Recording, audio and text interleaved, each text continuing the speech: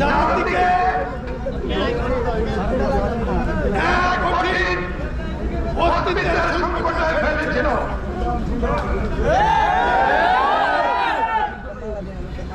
আমরা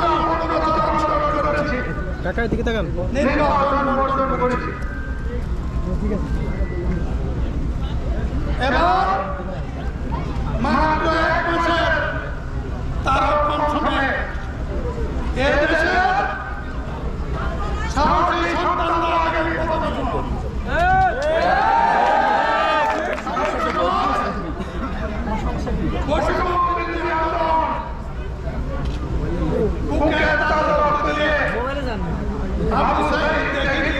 মুগ্ধ ভাই দেখিয়ে দিয়েছেন রাজপথে কি করে জীবন দিতে হয়। আমি এদেশের একজন মুক্তিযোদ্ধা,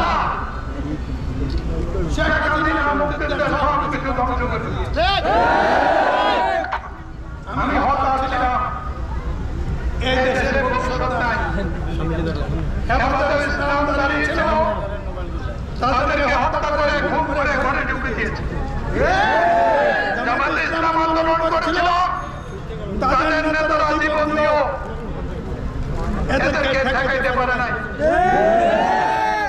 এবার আমাদের ছাত্ররা দেখিয়েছে প্রাণ কিভাবে দিতে হয়,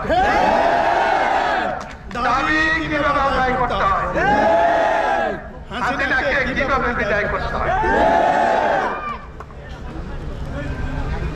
এবং আওয়ামী লীগের মুক্তিযুদ্ধের যত অর্জন সব আওয়ামী লীগ নষ্ট করে গেছে।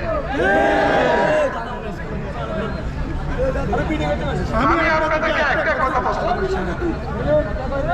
কথা বলেন, একটা কথা বলতাম, বক্তৃতা তো বেশি করতে পারি না, যাইতেও পারি না, কিন্তু সুযোগ পাইলে বলতাম এই দিন না আরো দিন আছে। আওয়ামী লীগের দেখাই দিচ্ছে না, এই দিন না আরো দিন আছে, এই দিন নিয়ে যাবে সেই দিন। মুসলমানরা সবাই জানেন মৃত্যুর পরে কোনো মুসলমানের আয় ব্যয় নাই, আমল নাই, পাপ নাই। আওয়ামী লীগ যা পাপ করছে এটা বিচার আল্লাহ করে দিয়েছে। আর জনতার বিচার তত্ত্বাবধায়ক সরকার বলছে, আমাদের সেনাবাহিনীর প্রধান বলছে, দেশভিত্তিক খালেদা জিয়া বলেছে, তারেক জিয়া বলেছে, ছাত্র বৈষম্য আন্দোলন বলেছে, এদের বিচার তাহলে আমাদের কাজ কি? আমরা যদি নিজে বিচার করতে চাই, এটা আমাদের হয়ে যাবে। ঠিক আমরা কিছু করবো না, যাতে করে স্বাভাবিক বিচার ক্ষতিগ্রস্ত হয়, মানুষের শান্তি নষ্ট হয়। আওয়ামী লীগ অপরাধী হোক, যে মামলা করলে করবেন, আর যা মামলা আছে এদিকে তো বেলগড়ের অফিসের বাড়িতে আক্রমণ করে লুট করেছিল। আমি একটা ইউনিয়ন মিটিং এ যাব, মাত্র 2টা মামলা হয়েছে,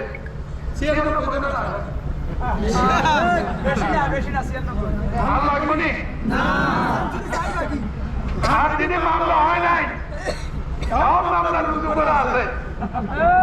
এখন আর হেলোতে কাজ হবে না। তিনি হেলো বলেন, উনি ভোটের আগে চলে গেছে। ঠিক